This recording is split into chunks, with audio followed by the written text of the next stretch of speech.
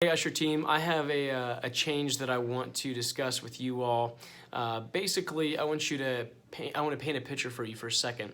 Someone is in our auditorium. They've been coming to CCV for a while, or maybe they're relatively new to CCV, and they grab a seat in our auditorium, and they're in the middle of worship. They're having a great moment. Their eyes are closed. Maybe even their hands are raised. It doesn't happen a bunch at CCV. We're not too charismatic, but it does happen. Their hands are raised, or their eyes are closed at the very least, quietly to themselves, and they get tapped on the shoulder, or they get, hey, do you mind moving so people could go in?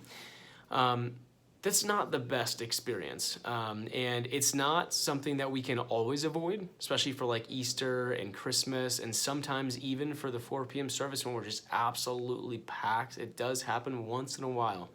Most of the time, though, to avoid that negative interaction, someone in the middle of worship and we're interrupting them, we want that to be a last case scenario. If you're flagging someone down because you just have 2 seats available in your section, just be aware that if you do flag someone down, the priority is not to interrupt someone during worship. It's to first look for an available seat in this section next to you.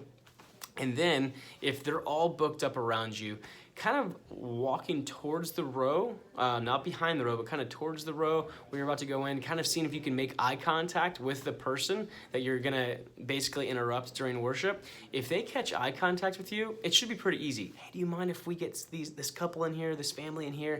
That's fine. You know what? That's totally normal. What we don't want, though, is someone to have their eyes closed in the middle of worship, in the middle of prayer, and tapping them on the shoulder or interacting with them if we can avoid it. Again, there's going to be times, but I just want our teams to really think through what we can do best to serve people. Not just the people coming in, but the people that came early, that have a seat, that are trying to worship. And so look for seats around you, especially for pretty much every service outside of 4. There's tons of seats around us. So there should be no reason to really interrupt someone during worship. Let's coordinate with our other ushers that are also looking for seats. We can walk down other sections, find those seats for people. I hope that makes sense. If you guys have any pushback or questions, please email me. I'll have it in the link, in the text link there, and also have it, and you can just reply to the email. But I hope that makes sense. Let's try to avoid interrupting people while they're worshiping as best as possible in almost every scenario.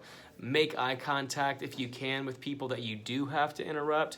And if you're not able to make eye contact, just keep on moving. Find a different seat if you can. And again, in those rare circumstances, then just gently